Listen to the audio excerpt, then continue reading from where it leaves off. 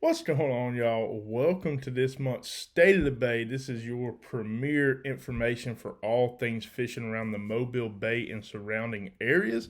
This month, we're going to talk about a couple of events and things going on, and then we're going to dive on into where y'all can find redfish and speckled trout this month. And where we've been finding them. But before we get into this month's State of the Bay, let's go ahead and talk about a couple of our sponsors here of this episode. The first one is going to be the Cedar Swamp over in Goshen, Mississippi.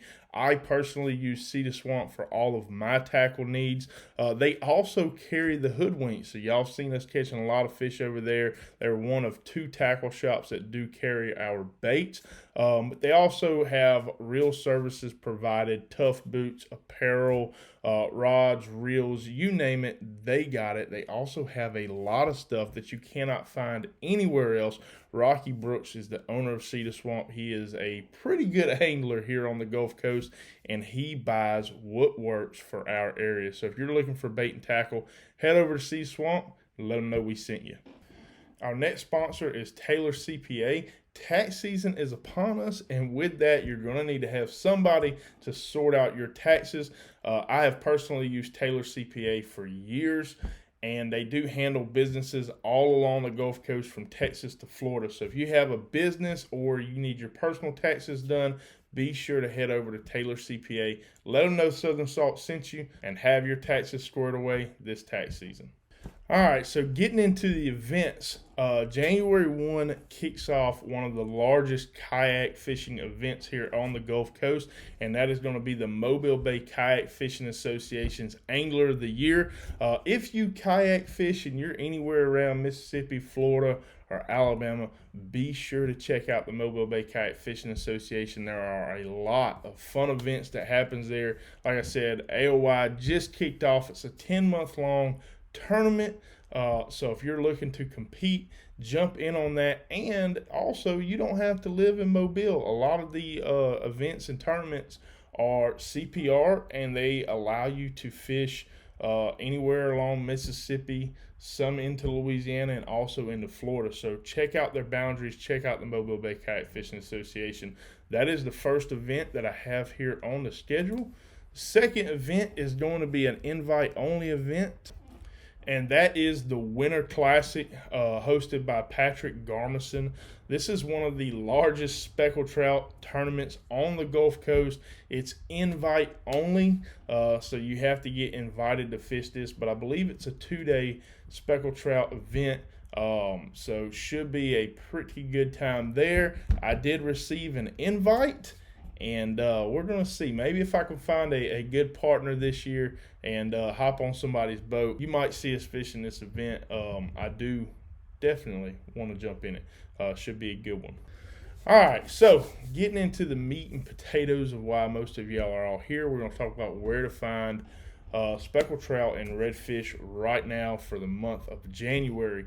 With that being said, there are full map breakdowns, actually over 100 breakdowns of different videos and areas all around Mississippi, Alabama, and Northwest Florida on my Patreon channel. I will link that up here. So if y'all want to see in-depth map breakdowns of where to fish areas like Dog River, Foul River, Bon Secours, all that's on there. I actually just dropped a Bayou Labatry and a Bon Secours breakdown.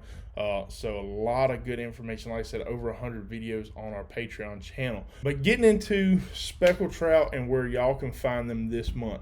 When we're targeting our speckled trout right now, we want to target them around our river system. So Dog River, Foul River, Bon Secours, Fish River, Mobile River.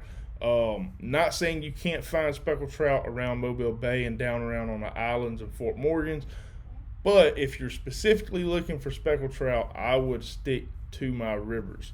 And with that being said, we'll go in here and look at Dog River real quick, right? What you got to realize is that these water temperatures, when they're down in the low 50s, that's really, really cold for trout. Trout do not like those harsh temperature changes. So what the trout are going to do, they're going to evade salt and look for warmth, right? And they're going to mainly find that around the springs that dump out in the creeks around like Rabbit Creek, Halls Mill Creek. All these creeks have springs that dump out in the woods. There's a lot of groundwater that's bubbling up, stuff like that. That water that's coming out the ground is somewhere around 60 degrees north of that, right? So it's a lot warmer to them than being in that 55-degree water that's out here in the main river. On your warmer days, you'll see huge schools of speckled trout start to move out into the river, and if you start to see water temperatures climbing up somewhere close to 60, they will start coming out here closer to the mouth. But just keep in mind that water temperature, as it gets down into the low 50s, you're going to find most of your trout in your creeks north up in the river, stuff like that, and they're looking for warmth. And on your warmer days, you're going to see your trout move on out closer to the mouth, looking for higher salinity levels. All right, moving on to redfish. So if you're wanting to go out there and target redfish, I would primarily target them around marsh systems. That's where I always go and look for redfish. If you see marsh grass and mud and oyster, chances are there's redfish there. They pretty much live in those areas year round.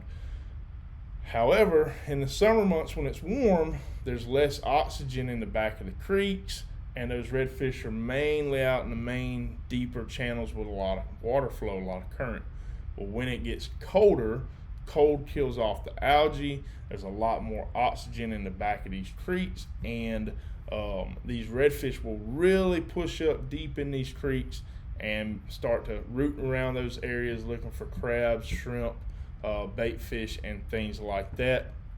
You can still find them out in your main river and creek channels, but primarily targeting these redfish in the back of your creeks is going to be it's going to have a little bit more payoff. Got a report from my buddy Jody Waldorf, Bayou Bandit Charters. He's finding them just stacked by the dozens in the back of these creeks. He went out and he's going to drop a video soon, but he caught 10 redfish on 10 casts all the way in the back of one of these super shallow creeks. Now, with that being said, if you're fishing these marsh systems, you're going to want to kind of time it around the high tide. We already have negative tides in the winter, so if you go out there, you can kind of get away with it in a kayak like I do, but if you're in a boat, I would stay away from these marsh systems until you got a high tide, which is happening later in the day in the winter. Yeah, I hope y'all took something from this month's State of the Bay. If y'all would like the video, share this content, comment, subscribe. We'll see y'all next time.